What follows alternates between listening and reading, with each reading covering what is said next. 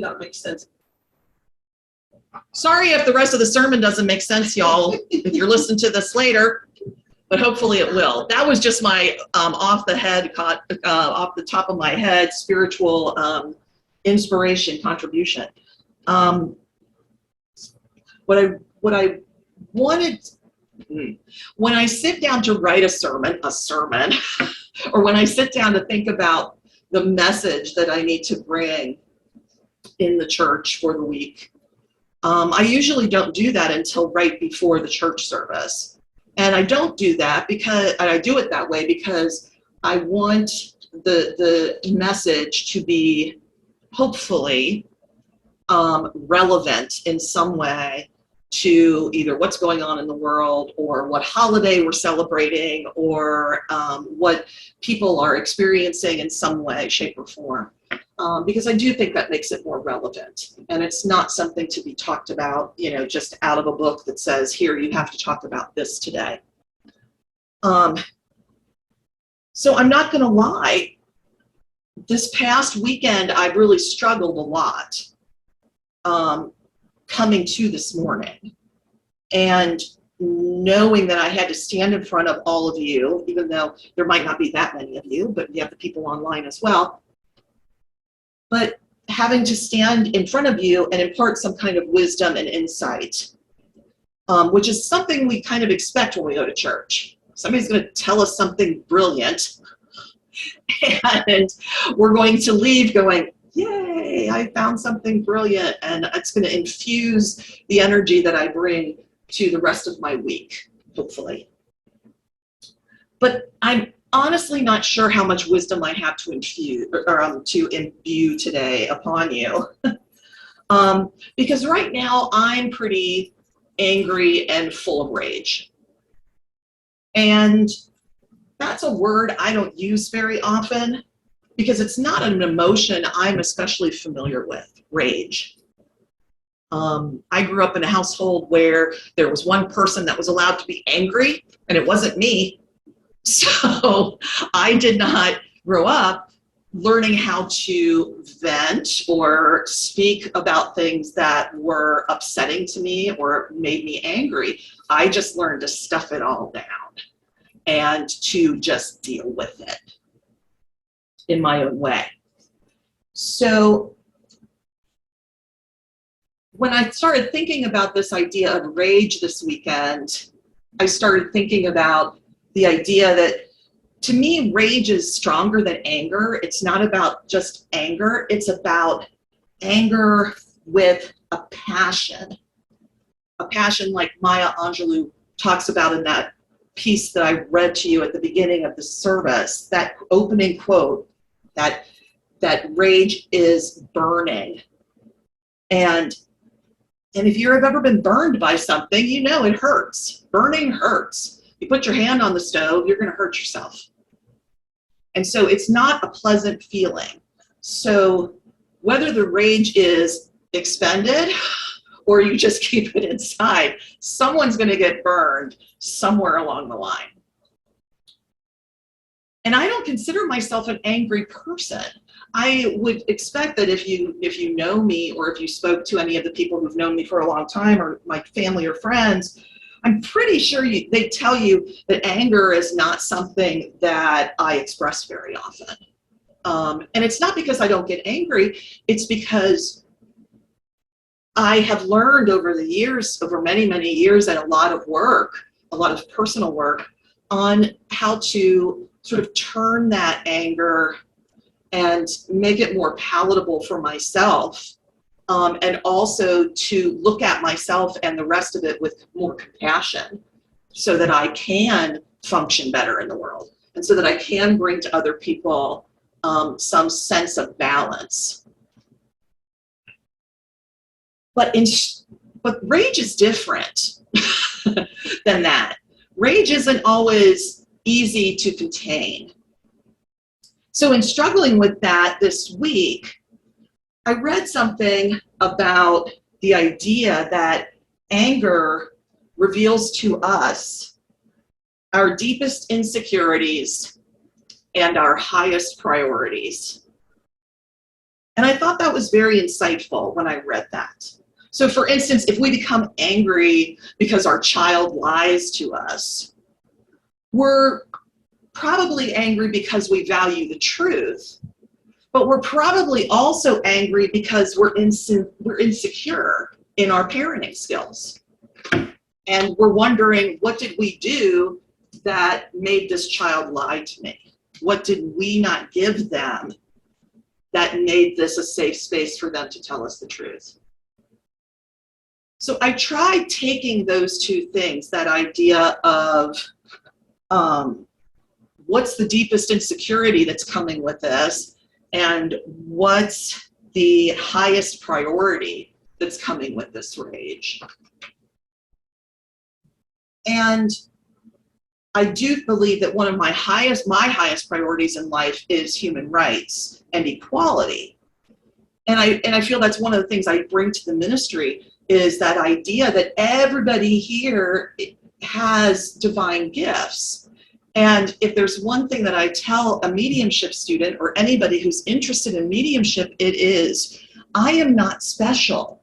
Mediumship is something that everybody has access to. Everybody has access to spirit. Everybody has a line of communication that is open to spirit. Well, all a professional, if you want to call me a professional, medium does is we learn to hone that skill so that we can use it very quickly and bring it into our everyday life in a more full experience of that. That's what mediumship is. So everybody here can do that. We're not unique in the fact that we can speak to spirit. Y'all can speak to spirit too. Sometimes it's nice to hear spirit come through somebody else, because then you kind of alleviate that doubt that we all have as humans, that, oh, am I hearing it right? Or, oh, I must be making that up. Or, oh, that can't really be the reality because that's what I want too much. Whatever that is, whatever those little voices are of insecurity and doubt that we have as human beings. So for me, that equality is a really important thing. And I want everyone to feel welcome and secure in being with me and in being on the same level as me. It makes sense then for me, when I see something that I perceive to be a violation of an inherent right, that I become angry. And it makes sense that I become angry because it also exposes my own vulnerability and my own fear of being a victim of that kind of violation, whatever it is, whatever that violation is. So my anger, my rage, it's logical and it's justified. Okay, that makes me feel a little better about it, because being angry and expressing rage is often seen as negative. But what do I do about it? What do I do with it? You know, we're taught by our society, and especially we're taught in the metaphysical community, that having a negative response to something is unhealthy. It's not good for our mental state. It's not good for our physical state. It's not good for our spiritual progression. So we need to change it into something else. And we need to change it into something else as quickly as we can, because we want to make sure that we're being positive about things. And if we fail to do that, we're not only being hurtful to ourselves, but we're being hurtful to each other, because they're going to encounter our energy. Wow. That's a lot. So not only am I not only angry, but I'm also irresponsible, because I'm not dealing with my anger, and I'm not reforming myself into happy love and light being skipping down the road. It's a burden. That's a burden to take on. And it's an expectation, a huge expectation to try to live up to being a perfect person, to being a being always of love and light and inspiration. a perfect person that doesn't carry anger or rage around. But I also read that quote, that Maya Angelou quote that I shared at the beginning of the service, because anger is like fire. It burns it clean. If you study metaphysics, you know that most metaphysicians believe in 4 elements: earth, air, water, and fire. And having been a metaphysician for over 30 years and having studied the elements and worked with the elements and their different energies for a very long time, I can say easily to you that the one element that has always intimidated me is the element of fire. Fire burns, it hurts, it singes things. If you put your hand on a flame, you're going to get burnt, and it's going to hurt. It's going to cause damage. It's going to cause pain. And in the larger world, fire can consume things like the element of earth. We see forest fires all the time in this country, these huge raging fires, and it ravages the earth, and it causes terrible destruction. And that energy, as it's consuming earth, it's also using air, another element, because fire can't breathe without air. It can't function without air. So air is in there mixing it up and helping it to rage. The only element in larger portions or in larger quantities that can overcome fire is water. And that can drown fire out with its own overpowering force. And the element of water is said in metaphysics to carry that energy of flow, that energy of hydration and quenching and healing and intuition and cleansing.